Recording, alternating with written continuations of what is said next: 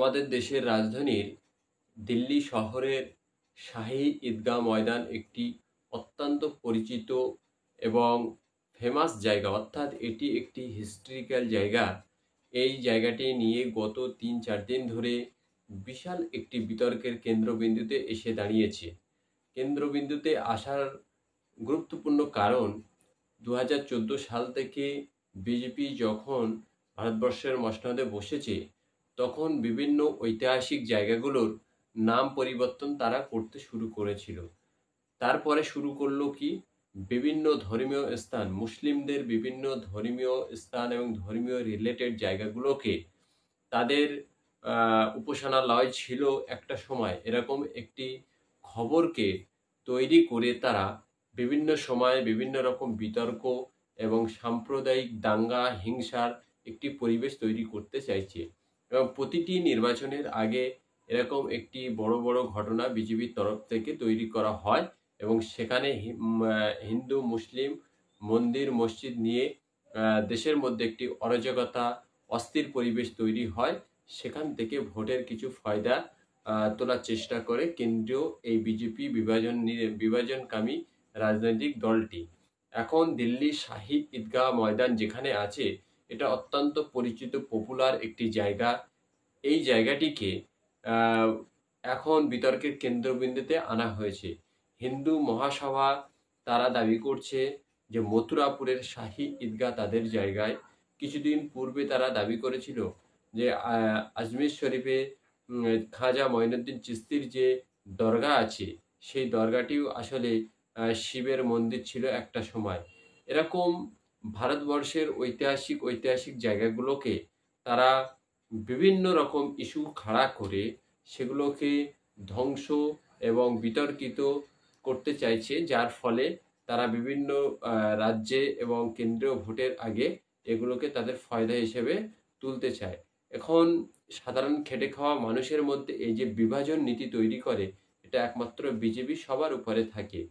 দিল্লি শাহী ঈদগাহ ময়দানের এখন যে বিতর্কটি হচ্ছে সেটা হলো আমাদের দেশের বীর বীরাঙ্গনা ঝাঁসি রানী লক্ষ্মী একটি মূর্তিকে ঈদগাহর পাঁচিলের উপরে বসানোকে কেন্দ্র করে।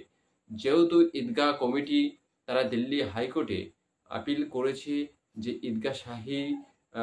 শাহী ঈদগাহ ময়দান এবং ময়দানের ঠিক সামনের দিকে যে পার্ক আছে, দিল্লি পৌরসভার দ্বারা পরিচালিত পার্কটি, ওই পার্কের আরও বেশ কিছুটা অংশ, টোটাল এই অংশটি মুসলিমদের ওয়াকফ বোর্ডের আওতায় আছে। এটা শাহী ঈদগাহ কমিটি দিল্লি হাইকোর্টের কাছে তাদের আবেদনে বলেছিল। এখন দিল্লি হাইকোর্টের সম্মানীয় বিচারপতি মনমোহন তিনি বলেছেন যে যদি পার্কের ভিতরের জায়গাও দিল্লি শাহী ঈদগাহ কমিটির হয়ে থাকে, তারপরেও যেহেতু তিনি একজন স্বাধীনতা সংগ্রামী মহিলা ছিলেন, তিনি জাত পাত ধর্মের সবার উপরে উঠে তিনি একজন আমাদের দেশের স্বাধীনতা সংগ্রামী, অতএব তার মূর্তিটিকে ওখানে বসাতে দেওয়া উচিত। কোর্টের এই রায় ছিল। এই রায়কে মাথা পেতে নিয়ে রানী লক্ষ্মীবাঈ ঝাঁসির মূর্তি ওখানে বসাতে কোনো অসুবিধা ছিল না।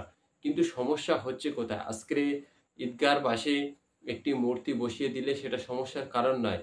10 বছর পরে এই শাহী ঈদগাহ ময়দানটা একটা সময় আমাদের ধর্মীয় উপাসনা ছিল, এখানে মন্দির ছিল, এই ছিল ওই ছিল বলে ওটাকে একটি বিতর্কের জায়গায় নিয়ে আসবে। এখানেই হলো মূল অভিযোগ, যেটা কিনা আজমির শরীফের খাজা মঈনুদ্দিন চিশতি রহমতুল্লাহ দরগারটাকে একটা সময় শিবের মন্দির ছিল বলে দাবি করা হচ্ছে। মথুরাতে, উত্তরপ্রদেশের মথুরাতে শাহী ঈদগাহ ময়দান, এটি একটি অত্যন্ত পরিচিত বিখ্যাত নাম। এটা বহু বছর ধরে, হাজার হাজার বছর পূর্বের এই ঈদগাহ ময়দানটাকেও তারা বলছে এটাকে একটা আমাদের ধর্মীয় স্থান ছিল। অতএব এই যে বিভাজন নীতি খাড়া করে দিচ্ছে সূক্ষ্মভাবে বিজেপি, এটার বিরুদ্ধে প্রতিবাদ করতে হবে। তার জন্যই সবার আগে যেটা দরকার সেটা হলো মুসলিম কমিউনিটিকে শিক্ষায় এগিয়ে আসতে হবে। আজকে আপনার বাড়ির পাশে যে পুলিশ স্টেশনটি আছে, সেখানে 10 জন পুলিশ থাকলে 2 জন আমাদের কমিউনিটির হওয়ার দরকার ছিল।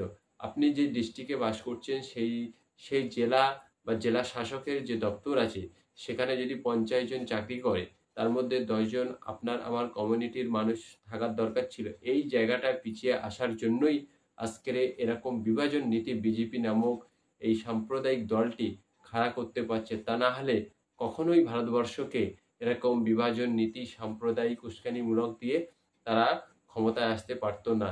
এটাকেই সবার আগে মুসলিম সম্প্রদায়কে বুঝতে হবে, নাহলে ধীরে ধীরে প্রতিটি মুসলিম ঐতিহাসিক জায়গাগুলোকে এভাবেই গ্রাস করে ফেলবে এই বিভাজনকামী রাজনৈতিক দলটি।